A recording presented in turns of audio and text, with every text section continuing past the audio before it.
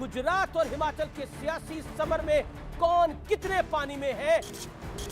8 दिसंबर में किसका नंबर कटेगा और किसका नंबर लगेगा। हिमाचल भी जीत रहे हम और गुजरात भी जीत रहे हैं। राहुल जी कह रहे हैं कि कांग्रेस छोड़ो, इनके नेता कहते हैं कांग्रेस छोड़ो, जनता कहती है भाई इनको छोड़ो। ना झूठ मत बोलिए, मैंने जेल नहीं बोला, मैंने कहा दोषी साबित हुए। मैं चुनौती से कहता हूं रिवाइंड कर रहे हैं। क्या आपने चुनाव जीतने के हथियार डाल दिए? चुनाव में जो दिखता है वही बिकता है, आपको दिख ही नहीं रहे। हर बारी माफी मांगने का रिकॉर्ड है आपका। 2019 माफी मांगी, 2017 माफी मांगी। आज साहिबे मसनद हैं, कल नहीं होंगे। किराएदार हैं, जाती मकान छोड़ी है। और जो तुम्हारे दिल में है वही सदाकत है। सभी के दिल में तुम्हारी जुबान थोड़ी है।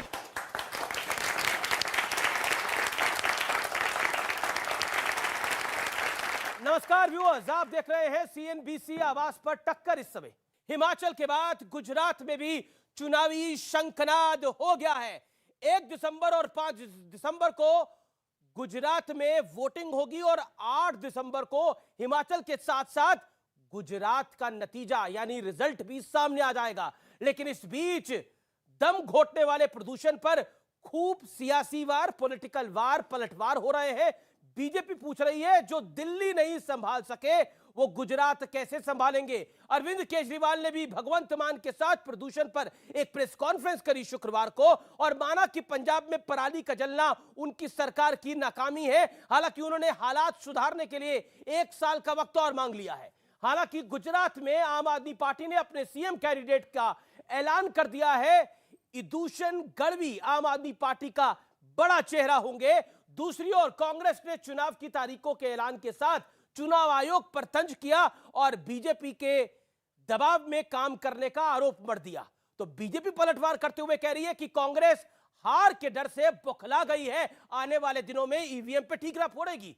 इस बीच गुजरात चुनाव के में दांव आजमा रहे असदुद्दीन ओवैसी एक बार फिर 80 और 20 का मुद्दा लेकर मैदान में कूद पड़े हैं। वो कह रहे हैं कि क्या इस देश में 20% होना एक बड़ा गुनाह हो गया है। लेकिन आज मैं आपको चुनाव और आतंक के काले कनेक्शन पर एक सुपर एक्सक्लूसिव खबर भी बताऊंगा। पाकिस्तान हिमाचल में कुछ नापाक करने की फिराक में है। साथ ही मैं आपको चुनाव को लेकर जनता के मूड की झलक भी दिखाऊंगा जिससे आपको पता चलेगा कि चुनावों का रुझान क्या है।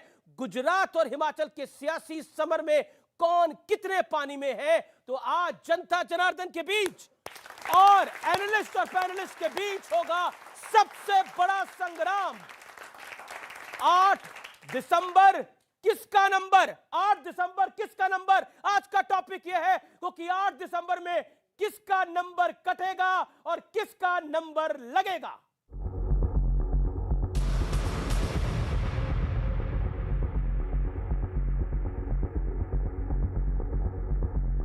Date of poll would be 1st and 5th, with the date of counting to coincide with Himachal Pradesh on 8th of December.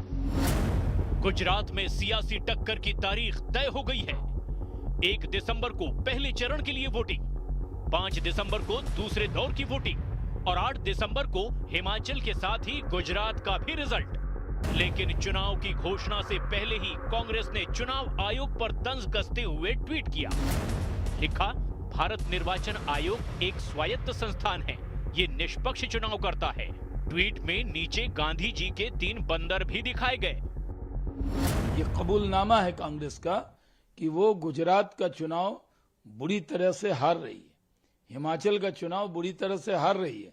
इसलिए बहाना किसको दिया जाए, तो अभी से वो इलेक्शन कमीशन के कंधे का उपयोग करना चाहिए। इस पर खुद मुख्य चुनाव आयुक्त राजीव कुमार ने जवाब दिया।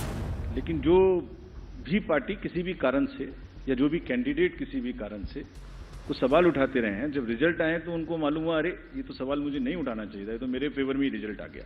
उधर गुजरात में चुनावी ताल ठोक रहे ओवैसी 80 और 20 वाला मुद्दा लेकर मैदान में कूद पड़े हैं। आप 80-20 की आप बात किसने की? आपका मुख्यमंत्री ने की। तो क्या आप 20 होना कोई गुनाह है इस देश में? इसी बीच प्रदूषण ने देश के कई शहरों का दम घोट दिया है। बीजेपी सवाल पूछ रही है कि जो केजरीवाल दावा कर रहे थे कि उनके पास पराली का रामबाण इलाज है, वो पंजाब में पराली दहन क्यों होने दे रहे हैं।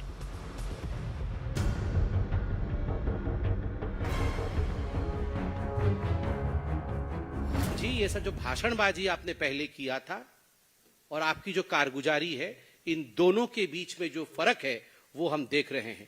आपके पास केवल पोल्यूशन है, सॉल्यूशन नहीं है केजरीवाल जी।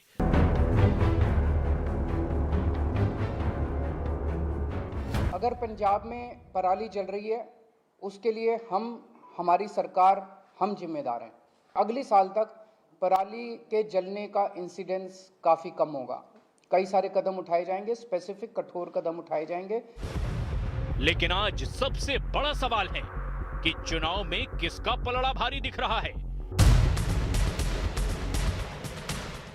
तो 8 दिसंबर किसका नंबर, आज इसी पर चर्चा होगी। और मेरे साथ सुधांशु त्रिवेदी है, बीजेपी के सांसद और लोकप्रिय प्रवक्ता, उनका अभिनंदन है।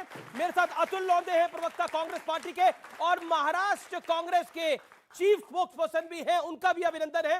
मेरे साथ इस चर्चा में जुड़ रहे हैं संजीव झा, विधायक हैं, प्रवक्ता है आम आदमी पार्टी के, जोरदार तालियों के साथ अभिनंदन करिए। मेरे साथ दीपक झा जुड़ रहे हैं, जाने माने राजनीतिक विश्लेषक, जोरदार तालियों से उनका अभिनंदन है। सैयद जावेद का अभिनंदन करिए, राजनीतिक विश्लेषक। आलोक वत्स और अजीत कटारिया, आप सबका अभिनंदन है। मैं इस चर्चा की शुरुआत करता हूं और इस चर्चा को जब मैं ओपन करता हूं तो मैं सीधा डॉक्टर सुधांशु त्रिवेदी आपके पास आता हूं। 8 दिसंबर किसका नंबर कटने वाला है या लगने वाला है? देखिए, जहां तक नंबर की बात है तो उसमें कोई बहुत दिमाग लगाने की जरूरत नहीं है। गुजरात के चुनाव में पहले कहा जाता था 2 पार्टियां होती हैं, अब जो है कह रहे हैं 3 पार्टियां हैं, तीनों अलग अलग कारणों से चुनाव मैदान में है।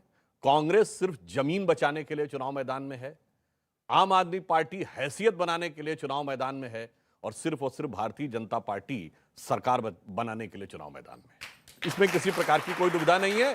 और इसी के अनुरूप आप देखिएगा कि वो नंबर आएंगे जो पूर्ववर्ती हमारे जितने भी रिकॉर्ड हैं गुजरात के, उनसे कहीं बेहतर, कहीं अच्छे नंबर भारतीय जनता पार्टी को दिखाई पड़ेंगे जब चुनाव परिणाम आएगा। जी, मैं अतुल लोंदे आपसे सवाल पूछूं, आप चुनाव लड़ रहे हैं या चुनाव लड़ने का दिखावा कर रहे हैं? 50 सेकंड आपके। लास्ट टाइम बाल बचे थे, बाल बचे थे, 77 पे थे हम, और हमारी 17 सीटें जो है वो 250 से लेकर 2500 के अंतर में हमने हार हुई। इस बार आपके बाल बच रहे हैं? और इस बार अब बाल पे जाओ मत, मेरे भाई खड़े हैं, बाल पे जाओ मत। तो बड़े भाई है, बड़े सम्मान करता हूं मैं उनका, लेकिन जिस तरह से आप अंडर एस्टिमेट करने की कोशिश करते हैं, दौड़ा रहे हैं हम उनको उत्तर से दक्षिण तक, दोनों को, और दोनों एक साथ खड़े होकर हमारे इकलौते कांग्रेस के खिलाफ लड़ रहे, और आप पूछ रहे कांग्रेस कहां है? राहुल गांधी कितनी बारी घूम के आए हैं गुजरात? जानकारी दीजिए सबको और व्यूअर्स को भी, कितनी बारी गए हैं राहुल जी गुजरात? प्रियंका जी कितनी बारी गई हैं? मुंह बंद करिए सबका। अभी देखिए, दाहोद में आदिवासी सम्मेलन हुआ, उसमें राहुल जी गए थे।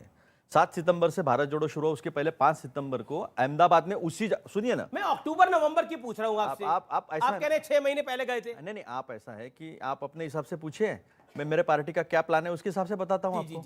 मैं आगे आपको मौका दूंगा, लेकिन मैं संजीव झा आपके पास आऊंगा, लेकिन दीपक झा, कांग्रेस आपको चुनाव लड़ते हुए दिखाई दे रही है, स्पष्ट बोलिएगा। देखिए, आपने राहुल गांधी, प्रियंका गांधी, बात ये बड़ी स्पष्ट हो गई है कि सवाल लोग उठाते हैं राहुल गांधी क्यों नहीं है। राहुल गांधी होते तो कहते हैं सिर्फ गांधी परिवार होता है। मुझे लगता है कि राहुल गांधी से आगे निकल चुकी है कांग्रेस, और वही यहाँ पे अतुल जी बोल रहे हैं, राहुल गांधी पीछे छोड़ चुकी है। राहुल गांधी से आगे निकल चुके हैं। राहुल गांधी पीछे छूटेंगे ना? अगर कांग्रेस आगे निकलेगी तो राहुल तो पीछे छूटेंगे। अभी तो अतुल जी बताएंगे, इनसे बताइए। मेरा सवाल हो सकता है इनसे कि राहुल गांधी से क्या कांग्रेस आगे निकल चुकी है, प्रियंका गांधी से क्या कांग्रेस आगे निकल चुकी है कि अब आप बड़ी बड़ी चुनाव रैलियों में राहुल गांधी जी का इस्तेमाल नहीं करेंगे?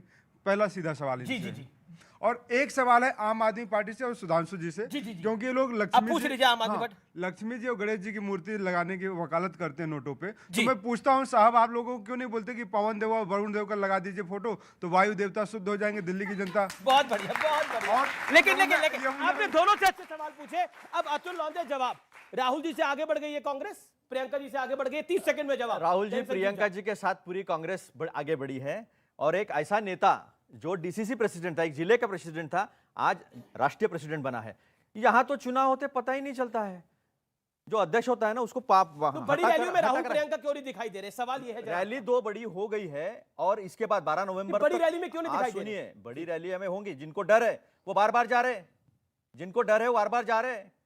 आपको कोई एक्सीडेंट मोरबी में हुआ, एक्सीडेंट मोरबी में हुआ, रिपेयरिंग कहां हुई? अस्पताल में हुई, और फोटो किसके खिंचवाए?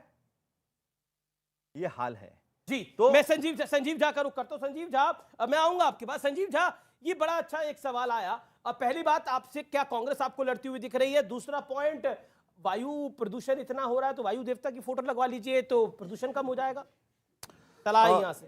देखिए, दो बातें हैं। पहली बात कि भारतीय जनता पार्टी ने गुजरात में 27 साल के गवर्नेंस में जो गुजरात का हालात किया है, आज गुजरात सड़कों पर है, नौजवान सड़कों पर है। 35 ऐसी सरकारी कर्मचारी संस्थाएं जो सड़कों पर अपनी मांग लेकर खड़ा है।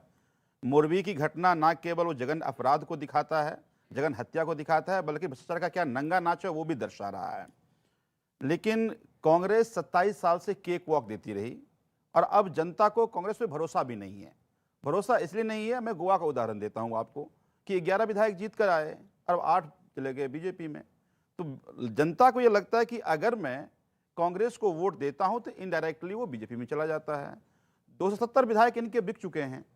तो अब जनता को लगता है कि कांग्रेस बिकाऊ पार्टी है। कांग्रेस दिख रहा है, 270 विधायक बिक चुके हैं। अगर मान लीजिए अभी आप कांग्रेस को वोट के बीजेपी से नाराज होकर के बाद में चला जाएगा वो बीजेपी में, वो तो जनता को अब कांग्रेस पे भरोसा नहीं है। आम आदमी पार्टी का जो मॉडल ऑफ गवर्नेंस है, जो दिल्ली में मॉडल ऑफ गवर्नेंस था, पंजाब ने उसको स्वीकारा, अब गुजरात की जनता भी कह रही है, गुजरात की जनता भी कह रही है वही मॉडल ऑफ गवर्नेंस, वही शिक्षा का मॉडल, वही स्वास्थ्य का मॉडल, वही महिला की के लिए गारंटी, वो सभी जो हमने दिल्ली या गुजरात पंजाब में इंप्लीमेंट किया, गुजरात को चाहिए और यही कारण है जनता एक्सेप्ट कर रही है। जी, आपने को 50 सेकंड का वक्त था लेकिन आपने समय ज्यादा लिया। सुधांशु त्रिवेदी, कांग्रेस तो बिकाऊ पार्टी है आम आदमी पार्टी की नजरों के अंदर, और आपको टक्कर हम दे रहे हैं, और हमारा गवर्नेंस मॉडल यानी आम आदमी पार्टी के लिए हमारा गवर्नेंस मॉडल दुनिया देख रही है, देश देख बता रहा। प्रेस कॉन्फ्रेंस कर करके अगर किसी पार्टी ने घोषणा की है कि मेरा विधायक बिकाऊ है, टिकाऊ नहीं है, तो वो आम आदमी पार्टी है।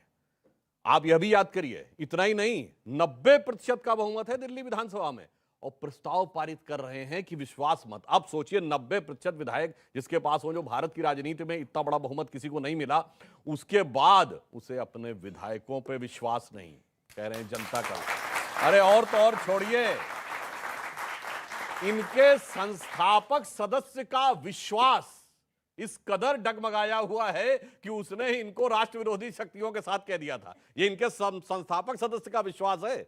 इसलिए ये जिस प्रकार के मॉडल की बात करते हैं, 27 साल का हमारा मॉडल, जरा पूछिए 27 हफ्ते का पंजाब का मॉडल, पराली जलती तो अलग दिख रही है।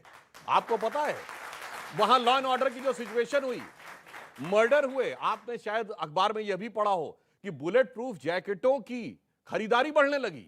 लोग इस कदर डर गए कि जाने क्या स्थिति हो। पहली बार 38-35 साल के बाद ये ऑपरेशन ब्लू स्टार की बरसी के ऊपर जिस ढंग का प्रदर्शन हुआ, ये इनका 27 हफ्ते का मॉडल है। इसलिए हम ये कहना चाहते हैं, और वो जो कांग्रेस पार्टी के बोल रहे थे, वो कह रहे हैं आग आप भाग रहे हैं। भैया भाग तो रहे हैं, मगर गुजरात से बच बच के भाग रहे हैं।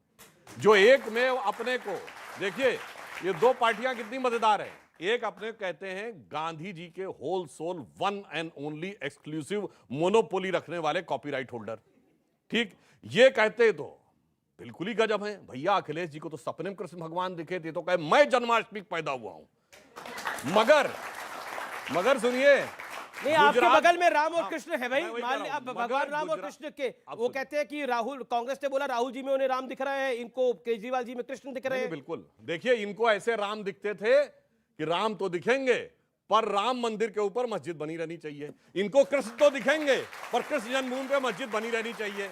इसलिए जनता को पता है। पर एक बात मैं कह दूं, हमारी गुजरात गौरव यात्रा की एक यात्रा द्वारका से पोरबंदर तक चली, तो हम हकीकत में वो हैं जो कृष्ण के धाम से और गांधी जी के जन्म स्थान तक हम यात्रा लेके चल रहे हैं। ये भी पोरबंदर से बच बच के जाते हैं और ये भी कृष्ण जन्मभूमि से बच बच के निकलते हैं। जी, ओके। आपकी पार्टी बिकाऊ है यानी कांग्रेस पार्टी बिकाऊ है, आम आदमी पार्टी का आरोप, इसका जवाब? खरीदार बीच में खड़े हैं, खरीदार बीच में खड़े हैं, और साथी है, और साथी है, और साथी है। ये संजीव का कमाल करवा दिया आपने भाई। सुनो, और साथी है ईडी, इनकम टैक्स और आईटी।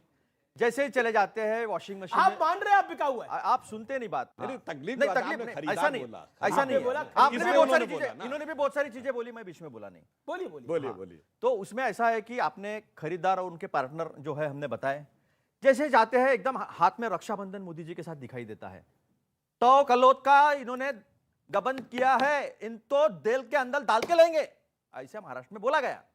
वो एब्सकॉन्ड हो गई।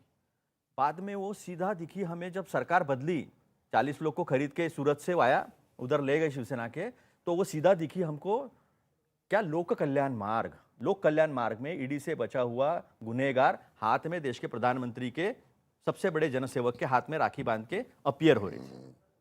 तो वहां जाते बराबर, जैसे हमारे नागपुर के गडकरी जी हैं, उन्होंने कहा हमारे पास वॉशिंग मशीन है, वाल्या का वाल्मीकि हम करते हैं। तो ये कार्यक्रम चल रहा है, ये सच्चाई है, आप छुपाती है।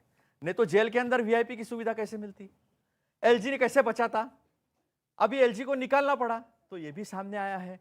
जैसे इनको पता चला ये कोई कृष्ण भगवान का सहारा लेते हैं, आप भी तो राम का सहारा ले। हमने कहा आपने सुना नहीं, आप अपने हिसाब से बात बताते हैं। मैं अपने हिसाब से नहीं, नाना पटोले जी ने कहा था कि जो यात्रा की है शंकराचार्य जी ने की है, प्रभु रामचंद्र ने इतनी लंबी यात्रा की है, उसके बाद राहुल जी पूरे देश की यात्रा करें पैदल। यहाँ तो क्या बात करें, चंद्रशेखर जी ने 4000 किलोमीटर की यात्रा करी। अब क्या बात कर रहे हैं आप भगवान राम की यात्रा को राहुल जी गांधी की यात्रा से कंपेयर कर रहे हैं। राहुल गांधी के वनवास, आप भगवान राम के वनवास को राहुल गांधी की यात्रा से कंपेयर कर रहे हैं। चंद्रशेखर की यात्रा 4000 किलोमीटर की लंबी थी। क्या बात करते हैं आप, एक मिनट लॉजिकल तो बात करिए। बोलिए अतुल जी। वो गए और जोड़ते हुए गए, वो सारे लोगों को, पीड़ितों को, समाज के कोने में रखे हुए इनके विचार ने, यानी गोडसे है, गांधी का नाम लेने के लिए मजबूर हो रहे हैं। आप कह रहे हैं कि बात करने दो ना यार, ऐसा नहीं ना। अच्छा ठीक है, आपने पूरी राम की कहानी तो सुनो। भगवान राम के वनवास वाली जो यात्रा थी और राहुल गांधी की जो यात्रा है वो बराबर है, इज इक्वल टू है। वनवास में भेजने वाले कई होते हैं, इज इक्वल टू नहीं। राम का नाम लेना और राम के नक्शे कदम पे चलना, इसका अंतर है। देखिए क्या अद्भुत है, भगवान राम के प्रति कितनी श्रद्धा हो तो मान लिया। अरे हम ये तो महात्मा गांधी की क्षत्रिय लोग हैं। महात्मा गांधी की, अब देखिए जात बिरादरी बताने लगते हैं, वो कुर्ते के ऊपर जनेऊ पहनने वाले ब्राह्मण हैं और ये अपना वो बताने लगे। खैर वो विषय छोड़िए। मैं ये कहना चाहता हूं, महात्मा गांधी ने पूरे देश की यात्रा की थी, वो छोटी यात्रा चलिए पैदल। अरे विनोबा भावे ने पैदल यात्रा की पूरे देश की, विनोबा भावे से बड़े हो गए राहुल गांधी। मान्यवर भैया, मैं कहना चाहता हूं कुछ बातों को समझकर चलना चाहिए। आपने अपनी पार्टी के बड़े बड़े, अरे अभी याद करिए किसान आंदोलन में नहीं कर रहे थे, देश का सबसे बड़ा किसान आंदोलन, अरे सरदार पटेल का बारडोली का सत्याग्रह, महात्मा गांधी का चंपारण का सत्याग्रह, भगत सिंह के बड़े भाई अजीत सिंह का सत्याग्रह, सब छोटा हो गया। राजनीति जहां दिख जाए किसी को भी छोटा करने में। और जहां तक राजनीति की बात है तो एक ही बात कहना चाहता हूं, ये राजनीति कर रहे हैं, मैं उस पर राम पे जवाब देता हूं। ये बताइए चुनावी राजनीति में राम का नाम लेकर चुनाव अभियान किस पार्टी ने कभी शुरू किया? 1989 राजीव गांधी ने लोकसभा चुनाव की शुरुआत अयोध्या से की, राम का नाम लेकर। यह होता चुनावी प्रयोग। नवंबर 1989 चेक करिएगा। और एक साल बाद नवंबर 1990 कार सेवकों की हत्या करवाने वाली मुलायम सिंह सरकार का समर्थन दिया। यह होती राजनीति। और बिकाऊ टिकाऊ पे मैं एक ही बात बता रहा हूं, चलिए आरोप प्रत्यारोप अपनी जगह, एक ही मामला है जहां कोर्ट ने में यह साबित हुआ कि पैसा लेकर सांसदों को खरीदा गया और सरकार बची। झारखंड मुक्ति मोर्चा ब्राइबरी केस 1994, कांग्रेस की सरकार बचाई गई। 1.5 करोड़ रुपया अपने बैंक अकाउंट में जवाब उसमें विवाद की कोई गुंजाइश। जवाब ये जितने भी, मुझे लगा था एक ही बड़ा झूठा है बीजेपी में। नहीं क्या झूठ है ये? क्या ठीक नहीं है? ये झूठ है क्या? झारखंड मुक्ति मोर्चा, सुनो ना, तमीज से बात करिए। देखिए झारखंड मुक्ति मोर्चा कांड झूठ है। झारखंड मुक्ति मोर्चा कांड जो है वो बीजेपी ने घटाया और वो उसको जाकर संसद में वो पैसे देखे कि हमको पैसे दिए हैं, कहां बैंक अकाउंट में पैसे गए? अरे 2008 में 1994 में जानकारी नहीं है क्या? नरसिम्हा राव सरकार के समय का है। हाँ मैं बता रहा हूं ना आपको, वो तो बैग लेके उनके घर में भी पहुंचाया था और वो कोर्ट कांग्रेस थी। सुनो एक मिनट, आप इतना क्यों अरे भाई उत्तेजित क्यों होते हैं? अरे उत्तेजित आप हो रहे हैं भाई, आप मर्यादा में बहस नहीं कर रहे हैं भाई। मर्यादा में बहस कर रहा हूं मैं। अरे सुप्रीम कोर्ट का जजमेंट है, आपका झूठ जो है सामने ला रहा हूं। सुप्रीम कोर्ट का जजमेंट है। आपको क्या झूठ लग रहा है वो बात बोलो। क्या लग रहा है बताइए, मैं माफी मांगने किसकी सजा हो बताइए, किसकी सजा हो ये बताइए। हाँ सजा बता रहा हूं क्यों नहीं हुई, क्योंकि पार्लियामेंट संसद, पूरी बात सुनिए, अरे पूरी बात हो रही। संविधान में यह प्रावधान है कि विश्वास मत पर हुई वोटिंग पे सजा नहीं हो सकती, इसलिए सजा नहीं हुई, मगर जेएमएम के कांड में जेल हुई।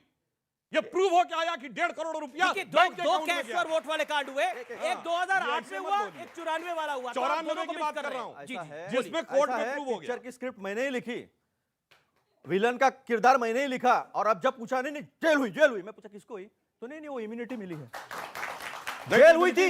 सुनिए अभी मैंने दोषी हुए कि नहीं ये बताइए, जेल नहीं, मैं आपको बता रहा हूं दोषी हुए कि नहीं, बात क्यों की, आप क्यों अपने बात से पलटे? नहीं हमने जेल नहीं, हमने कहा कि माफी मांगिए फिर ना, झूठ मत बोलिए, मैंने जेल नहीं बोला, मैंने कहा दोषी साबित हुए, मैं चुनौती से कहता हूं रिवाइंड करके देखिए, मैंने जेल नहीं बोला, मैंने दोषी साबित हुए। अब दूसरी बात दोषी बोला, दोषी बोला, आप माफी मांगिए, मैंने जेल नहीं बोला। दो ही लोग हैं ना, नहीं दो लोग नहीं है, यही बोला, आप किसी ऑडियंस से पूछिए, दोषी बोला, जेल नहीं बोला। संजीव झा पॉइंट ये है, वो कहते हैं कि आप लोग सब झूठ बोलते हैं और आडंबर करते हैं। जवाब देखिए, पहली बात, एक बात उन्होंने ठीक कहा कि खरीदार यहाँ खड़े हैं, लेकिन खरीदने की कोशिश यहाँ भी किया। आपकी बात को मान लिया, आपको बेहतर लग रहा है, खरीदने की आपकी बात में फंस गए, वो बोलिए। खरीदने की कोशिश तो यहाँ भी किया, लेकिन जब खरीदने की कोशिश की तो हमने इनको बाजार में खड़ा कर दिया। अब बाजार में खड़ा कर दिया तो फिर इनको भागना पड़ा। दूसरी बात कि जनतंत्र में जनता जब चुनती है तो हमारा विश्वास जनता के प्रति होना चाहिए, और यही कारण था कि दिल्ली विधानसभा हम सब विधायकों ने साबित किया कि हम दिल्ली के जनता, जो जनता ने चुना है, हम उनके उम्मीदों पर खड़े हैं। पर आपको चैलेंज कौन कर रहा था दिल्ली के अंदर? दिल्ली में चैलेंज कौन कर रहा था? आपकी बात तो 90% सीटें थी। अब दिल्ली एक बात बताइए, जी। गोवा में क्यों 11 में से 8 खरीद लिए? क्या चुनौती थी? इनका ये पेशा है, इनका ये पेशा है, ये कोशिश करते हैं, अपनी पूरी ताकत लगाते हैं कि सत्ता कैसे भी आए हमारे पास आ जाए। अब भाई हमारे डिप्टी सीएम ने क्या कहा? उन्होंने कहा कि इन्होंने पूरी ताकत लगा दी, सीबीआई, ईडी, अपने लोग, कि हमारे पास आ जाओ मुख्यमंत्री, हम तुमको बना देंगे। ये बताइए, तो मेरा ये कहना है, आरोप लगा रही है, जी, एक बीजेपी जो आरोप लगा रही है, ये सत्येंद्र जैन को मसाज वगैरह दी जा रही है तिहाड़ जेल के अंदर, क्या मामला क्या है? ये गवर्नेंस मॉडल है, मसाज वाला गवर्नेंस मॉडल। ये दिखाता है, ये दिल्ली में तिहाड़ जेल, जिसका डीजी दिल्ली पुलिस होता है, और दिल्ली पुलिस, नहीं मैं बता रहा हूं ना, दिल्ली पुलिस एलजी और केंद्र सरकार के अधीन है। तो इसका मतलब यह है कि दिल्ली पुलिस का, एलजी का कोई कंट्रोल नहीं है हुआ। लेकिन सच ये है कि ये अब्बा और र्यूमर मोंगर लोग हैं, कुछ भी अब्बा फैला देंगे, कुछ भी मैसेज फैला सकते हैं, कुछ भी किसी भी तरह की अब्बा। मसाज हुई थी कि नहीं हुई थी? कैसे हो सकता है, कैसे हो सकता है? ये बात लोगों के सोच के परे है, जिसको ये अब्बा के बाजार में अब्बा फैला सकते हैं, अफवाह के बाजार में मोंगर लोग। अच्छा, पोल्यूशन फैल रहा है कि वो भी अफवाह है? ये पोल्यूशन फैल रहा है कि वो भी अफवाह है? प्रदूषण फैल रहा है, और प्रदूषण केवल दिल्ली की समस्याएं नहीं है, ये दिल्ली एनसीआर में ऐसे 27 डिस्ट्रिक्ट हैं जहां प्रदूषण का प्रकोप है। मैं तो कहता हूं उसमें केंद्र सरकार और तीनों चारों स्टेट मिलकर बैठ के बात करे। अतुल जी से सवाल है, बढ़िया जी। क्या राष्ट्रीय कांग्रेस पार्टी ने एक राष्ट्रीय पार्टी का दर्जा खोने का काम कर लिया है? क्योंकि गुजरात चुनाव में जिस तरह से आपने हथियार डाल दिए, और हिमाचल प्रदेश में आपका कोई भी बड़ा नेता सिवाय प्रियंका गांधी जी को छोड़ के कोई चुनाव प्रचार में किसी तरह से नहीं गया, क्या आपने चुनाव जीतने के हथियार डाल दिए? मैं आपसे ये पूछना चाहता हूँ, क्या आपकी राष्ट्रीय पार्टी का दर्जा आपने खत्म करने का काम कर लिया? क्या आप 2024 का चुनाव कैसे लड़ेंगे कि गुजरात आप छोड़ रहे हो, हिमाचल आपने छोड़ दिया, उसके अलावा यूपी में आप 2 पे आ गए, 0 हो गए।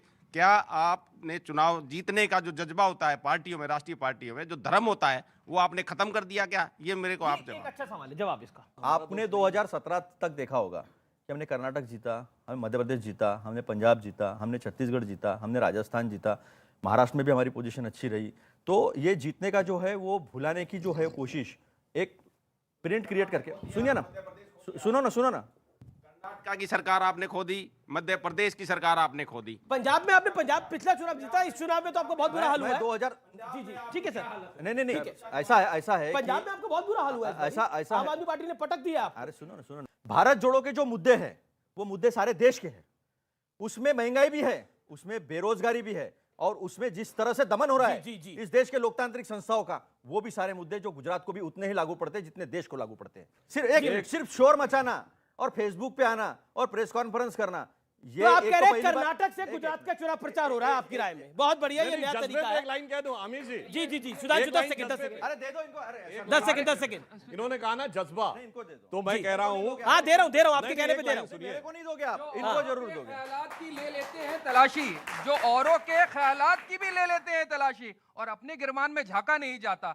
करप्शन की बात हो रही थी, कौन सी राष्ट्रीय पार्टी के राष्ट्रीय अध्यक्ष जो है पैसे लेते पकड़े जाते हैं? आप कहते हैं सीबीआई, ईडी, इनकम टैक्स, कोई भी भाजपा के नेता के घर पे नहीं जाती। हेमंता विश्व शर्मा के बारे में क्या ख्याल है साहब आपका?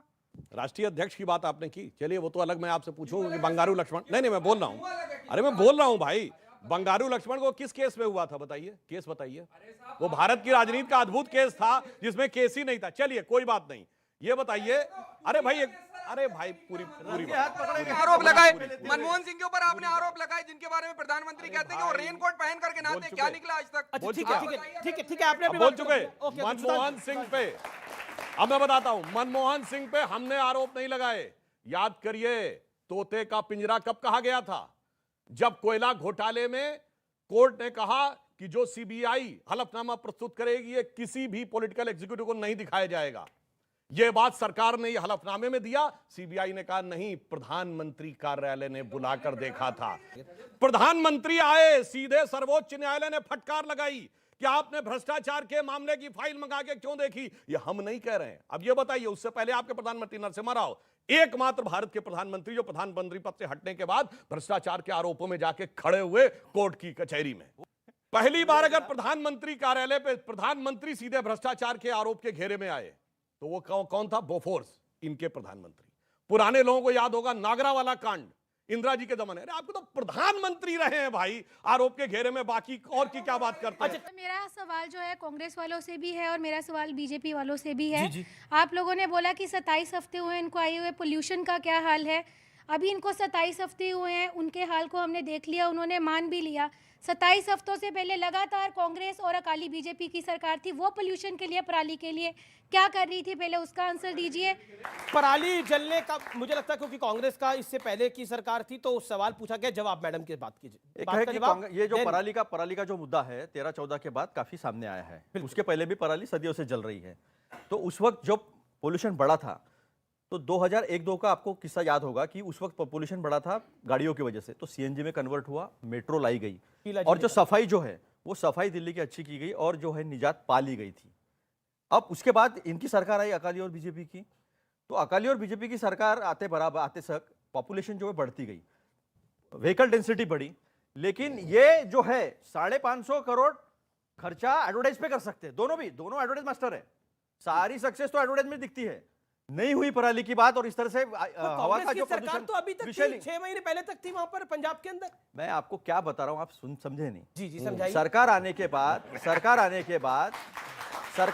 बाद जो शिलाजी ने काम किया था, जो मास ट्रांसपोर्ट हमने बढ़ाया था, पोल्यूशन कम किया था, सीएनजी में कन्वर्ट किया था, मेट्रो का अच्छा काम किया था, उसके वजह से पोल्यूशन को जो है कंट्रोल में लाया गया था। उसके बाद बढ़ते पॉपुलेशन, साफ सफाई दिल्ली की, ये खुद ही आंदोलन कर रहे हैं ना। संजीव झा, एक बात बताइए, आप तो सोल्यूशन लेकर आए थे पोल्यूशन का। अरविंद केजरीवाल ने एक इंटरव्यू में कहा था कि हमने पूसा इंस्टीट्यूट के साथ एक ऐसा सोल्यूशन केमिकल तैयार कर लिया है जो फ्री में डालेंगे और पराली हमारी एसेट है और वो सोल्यूशन डालेंगे और पूरी समस्या का निजात हो जाएगा।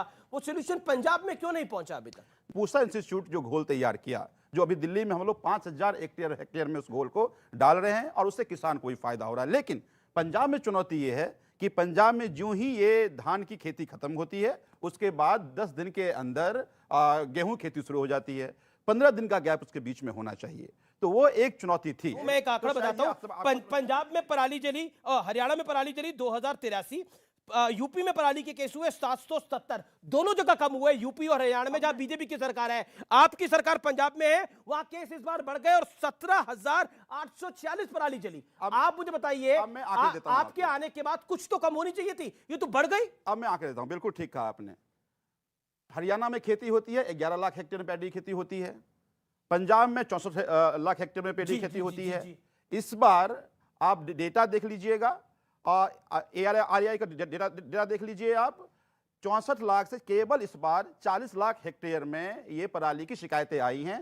मैं बार बार कह रहा हूं कि ये 7 महीने की सरकार को आप पिछले 27 साल, दिल्ली में आपकी 8 साल की सरकार है जी। दिल्ली में पराली, दिल्ली में आपकी 8 साल की सरकार है, पराली नहीं जल रहा। सुधांशु, दिल्ली में एक भी किसान अपने खेत में पराली नहीं जला रहा। सुधांशु त्रिवेदी केमिकल इंजीनियर भी है बाय प्रोफेशन, तो सुधांशु ऐसा केमिकल बनाया गया था जिससे पराली कम हो जाएगी लेकिन बढ़ गई। कहा तो ये गया था कि हम केमिस्ट्री का सलूशन देंगे, अब मैथमेटिक्स बताने लगे। देखिए समस्या ये नहीं है, पराली की समस्या है, गंभीर है, हमारी इनकी किसी की भी सरकार हो, पर गंभीर बात को गंभीरता से गंभीर समस्या है, बुजुर्ग लोग हैं, बच्चे हैं, सांस नहीं ले पा रहे। मैं उसी बिंदु पे आ रहा हूं, गंभीर समस्या थी तो गंभीरता से बात करनी चाहिए। महाराष्ट्र से आए, आप देखिए इनके क्या हालात है। मैं उसी बिंदु पे आ रहा हूं, गंभीरता से बात होती तो कोई समस्या नहीं ये थी। सबको रियलाइज समस्या तब आती है जब ये कहा जाता है मेरे पास तो ऐसा केमिकल है, यूं दूंगा और यूं सोल्यूशन आ जाएगा, और सत्ता में आने के बाद कुछ और। याद करिए, दिल्ली में आने से पहले वो टोपी पहनते थे ना, मुझे चाहिए जन लोकपाल, और टोपी कहां गई? टोपी तो जनता को पहना दी, अपने पार्टी का लोकपाल फेंक दिया। अरे बाहर का छोड़िए, अपनी पार्टी का लोकपाल। अब सुनिए, अब कहेंगे कि एंटी करप्शन बिल हमारे पास नहीं। सुनिए तो, अरे याद करिए, ये तो शीला दीक्षित जी की सरकार के समय लॉ एंड ऑर्डर को लेकर ये बाकायदा बाइट अवेलेबल है केजरीवाल जी की। जब उनसे कहा गया लॉ एंड ऑर्डर तो उनके अधिकार में नहीं, कहते मुख्यमंत्री क्या इतना बेबस हो सकता है कि अगर वो चाहे तो कंट्रोल ना हो सके? अब कहते हैं जी कुछ नहीं। कितनी मजेदार बात कही। एक सोल्यूशन पंजाब सरकार ने दिया था, बताए थे केमिकल का, कहीं गड्ढे में गाड़ दें और उसके बाद पैसा क्यों सरकार दे? सुधांशु त्रिवेदी, एक आपसे शिकायत है आम आदमी पार्टी की, उस शिकायत को मैं आप तक पहुंचा रहा हूं। वो कह रहे हैं कि आप इनके बारे में अफवाह बहुत उड़ाते हैं, अफवाह उड़ा दी कि मसाज हो रही है, और कोई मसाज नहीं हो रहा। ये सबके बारे में इनका काम ही केवल है रूमर फैलाना, अफवाह फैलाना, सच का कोई वास्ता नहीं। पूरी इनकी एक टीम है। उदाहरण दे देता हूं, आप लोग करते हैं, उदाहरण दे देता हूं आपको। जैसे मैंने उनका बताया था वैसे इनका बता रहा हूं। आरोप प्रत्यारोप अपनी जगह। महत्वपूर्ण बात यह है कि हम किसी भी काम को जो करते हैं पूरी प्रामाणिकता के साथ करते हैं। हम किसी बात पे आरोप, उदाहरण दूं, बताएं हवाई आरोप क्या होता है?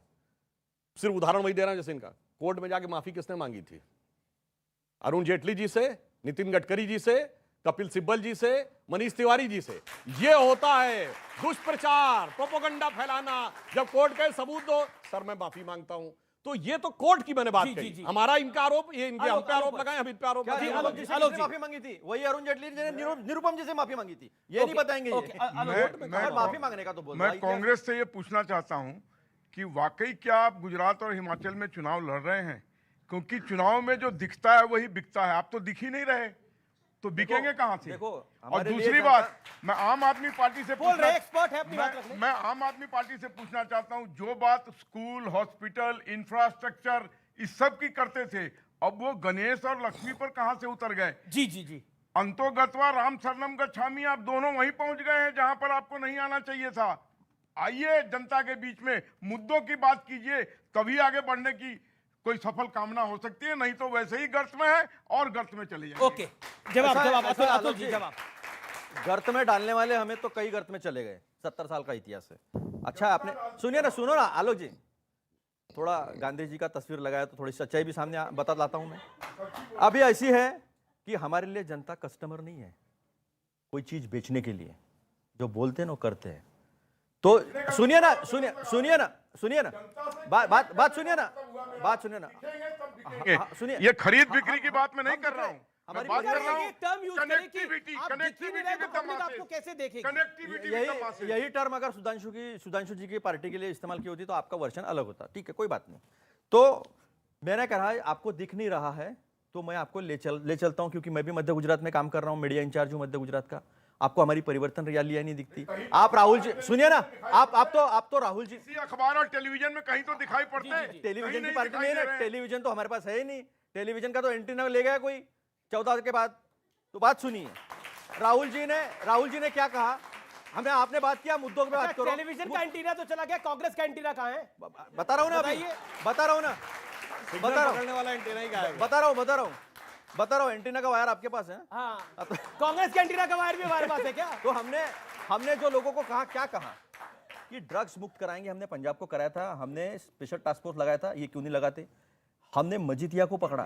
सुनो ना, ऐसा नहीं ना आलोक जी, ऐसा नहीं। आप सपोर्ट करो उनको, हमने ड्रग्स जो अगर आपने ड्रग मुक्त किया पंजाब को, तो क्यों वहां से चलता कर दिया? उन्होंने तो बेसिक सवाल पूछा, अतुल जी उसका जवाब दे दीजिए। आप दिख क्यों नहीं रहे चुनाव के अंदर? ऐसा क्यों नहीं लग रहा कि आप लड़ रहे हैं? आप एंटीना की बात करें, एंटीना कोई ले गया, लेकिन आपका एक एंटीना गुलाम नबी आजाद ले गए, एक एंटीना कपिल सिब्बल ले गए, उधर 8 विधायक ले गए। आपके एंटीने के तो जिसे कहते हैं कई लोग लेके बाजार में घूम रहे हैं। नहीं, एंटीना दीनदयाल मार्ग पे है जी, एंटीना दीनदयाल मार्ग ले गया है। तो कांग्रेस का एंटीना दीनदयाल मार्ग पे है, हमारा नहीं। मैं टीवी का बोला, क्या आप ये क्यों यार इतना सपोर्ट करते हो उनको यार? ठीक है, हम तो देश को सपोर्ट करते हैं, हम तो देश को सपोर्ट करते हैं। मुझे समझ नहीं आता, आप मतदान करो जिसको करना है। हम तो सवाल पूछते हैं, आपने बोला एंटीना किसी और के पास चला गया। बहुत अच्छा सवाल पूछते भाई, अपने दूसरे को काफी साल से जानते। तो आपने जो कहा तो राहुल जी ने 8 वचन दिए हैं। क्या वचन दिए हैं? और वो वचन में क्या है, एक इंपॉर्टेंट कि हम 1 लीटर के पीछे 5 रुपए का सब्सिडी देंगे, कोरोना पीड़ितों को 4 लाख रुपए देंगे। झूठ नहीं बोलेंगे, इतने लोग मरे हैं, कोई बाहर से बताता है इतने मरे हैं।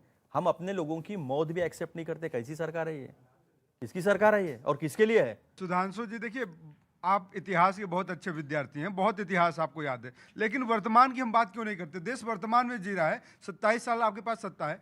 अगर बंगाल में होता है तो एक्ट ऑफ गॉड होता है, गुजरात में क्या है, भगवान की देन है क्या है?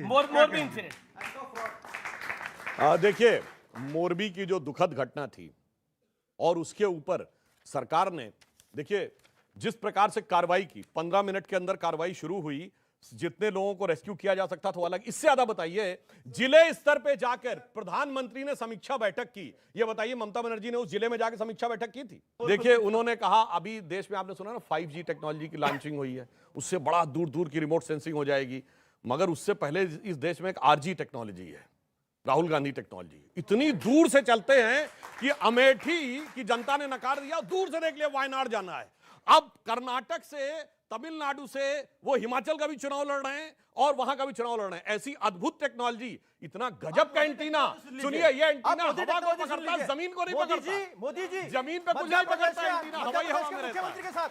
मध्य प्रदेश के मुख्यमंत्री के साथ अभी 4 दिन पहले, अच्छा, और 4 दिन पहले प्रधानमंत्री आवास योजना के घर देते हैं, उसमें के 75 गांव गायब है, 75 घर गायब है प्रधानमंत्री आवास के। और कहते हैं मेरे को सब मालूम है, मैंने ड्रोन से पता कर लेता हूं कहां गए 75 घर। मैंने आपके बीच में नहीं बोला था, ये कौन सी भाई आपके बीच में नहीं बोला। एक लाइन और कह दूं, निकल जाओगे भाई बड़ा वादा पूरा किया। सुनिए, 5,000 रुपए बेरोजगारी भत्ता दूंगा, दे दिया राजस्थान और छत्तीसगढ़ में? नहीं दिया। क्या कहा था खड़े होके? 10 दिन में सारा कर्जा माफ। 1 2 3 4 5 6 10 और 10 दिन में नहीं हुआ साहब। अरे 4 साल हो गए नहीं हुआ। 5,000 रुपए बेरोजगारी भत्ता नहीं मिला।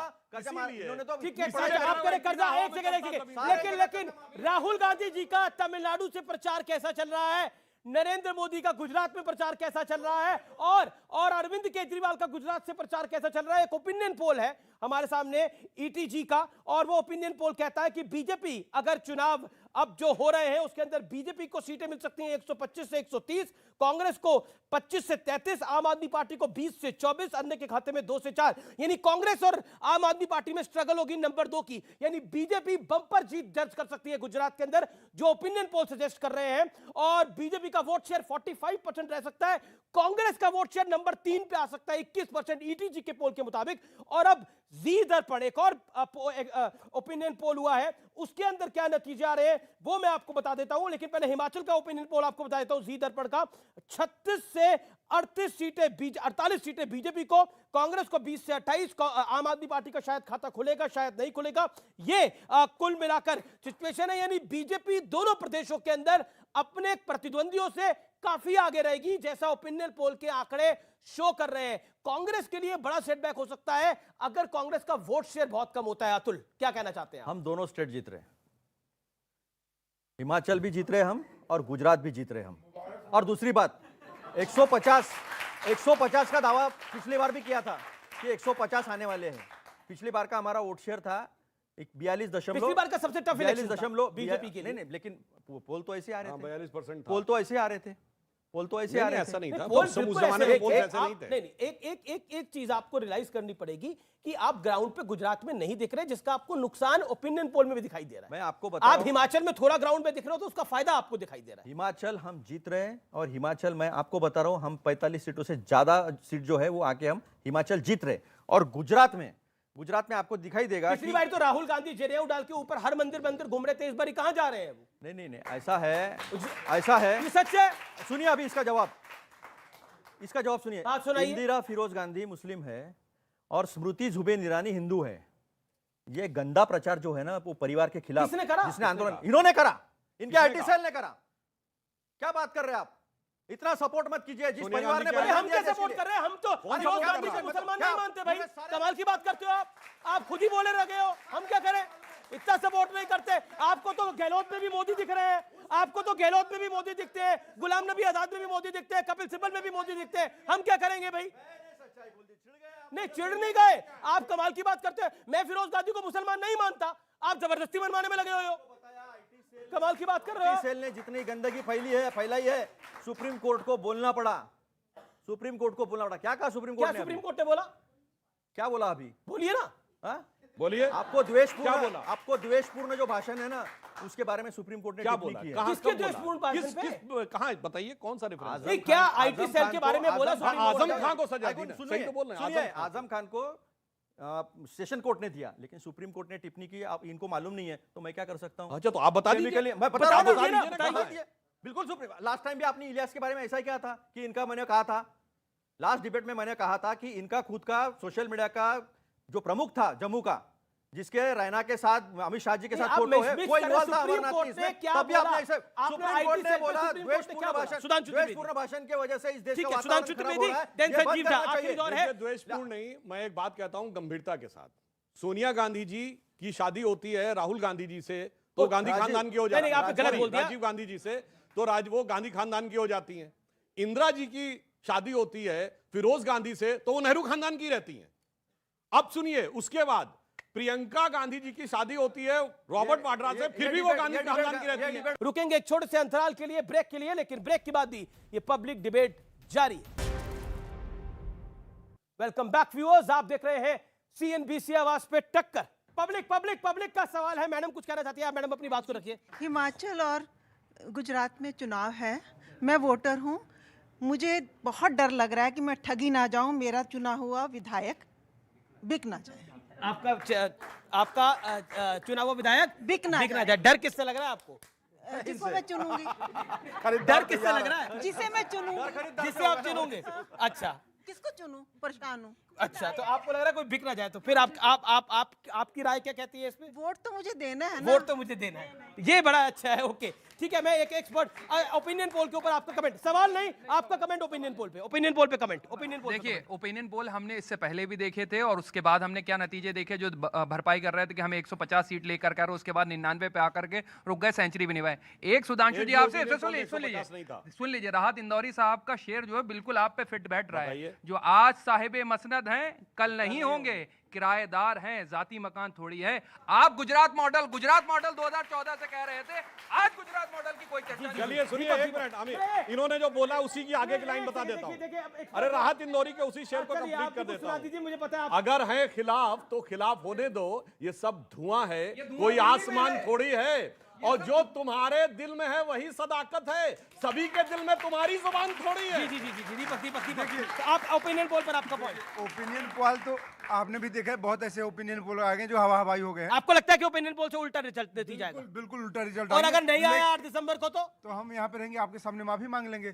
दूसरी, हर बारी मांगते हो आप माफी, हर बारी माफी मांगने का रिकॉर्ड है आपका, हर बारी माफी मांगने का रिकॉर्ड है।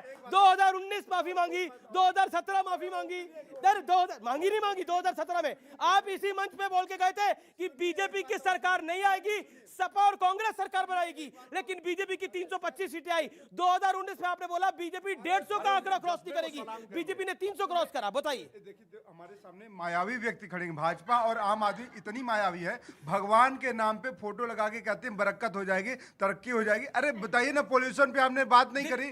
भगवान इंद्रदेव का लगाए कि वरुण देवता का लगाए, पवन देवता का, एक अच्छा पॉइंट है आपका। लेकिन इंटरेस्टिंग ये है, ये दिल्ली में कांग्रेस की सरकार बना रहे थे, लेकिन कांग्रेस की सीटें 0 आई, लेकिन माफी उसकी आपने नहीं मांगी। उनके जज्बे को सलाम करी है। जी, आपका पॉइंट क्या है? दीपक भाई के जज्बे को सलाम कीजिए कि इतने कद्दावर नेता हैं कि बार बार मुंह की खाते हैं, फिर भी वहीं स्टैंड पर रहते हैं। अच्छी बात है। दीपक झा के लिए भाई, the writing is clear on the wall. जो भी ओपिनियन पोल है उससे हम सहमत हैं, उसी तर्ज पर सारी चुनाव होगी, इसमें कहीं कोई शक नहीं। सर देखिए, माफी मांगना जो है वो चलन बन चुका है पिछले 8 से 10 सालों। कहीं आपको ना मांगनी पड़ जाए इस बार? नहीं, कोई माफी। दिल्ली में आप मांग रहे थे, 100 साल से चलन चल रहा है। दिल्ली में आप मांग रहे थे माफी। जी। जो ओपिनियन पोल आए हैं वो पिछले 8 से 7 साल में तकरीबन सही साबित हुए हैं, तकरीबन स्टेटों में। और मुझे लगता है ये ओपिनियन पोल भी लगभग सही होंगे। और मैं एक सवाल मैं अतुल जी से पूछ लेता हूँ। जी। क्या गुजरात और गुजरात और हिमाचल प्रदेश देश का हिस्सा नहीं है? आप देश की यात्रा की बात करते हो कि भाई देश जोड़ेंगे, क्या गुजरात और हिमाचल नहीं है? आपको हिमाचल और गुजरात भी लड़ रहा है। अच्छा, ओके। मैं अब आखिरी 10 सेकंड आप तीनों को दे देता हूं। अतुल लोंदे, आपसे शुरुआत कर लेता हूं। 20 सेकंड में आप अपनी बात को रख लीजिए, फाइनल वर्ड। नरेंद्र मोदी साहब ने महाराष्ट्र को कहा था ये महाराष्ट्र का वायरस है, महाराष्ट्र से वायरस आया है, उसके भी खिलाफ हमने बहुत बड़ा आंदोलन किया था महाराष्ट्र के सम्मान में, पहली बात। दूसरी बात, एमपी की दारू की पॉलिसी, आप घर में बार लगा सकते हो, आप पाउच में दारू बेच सकते हो, आप स्टोर में दारू बेच सकते हो। ये दारू वाले इनका चल रहा है। देश ने आईआईटीएन पे भरोसा किया था, चलो भाई बोलता है तो आईआईटीएन बोलता है, समाप्त हो गया। लेकिन आईआईटीएन ठीक है ना, ऐसे कई आए और कई गए।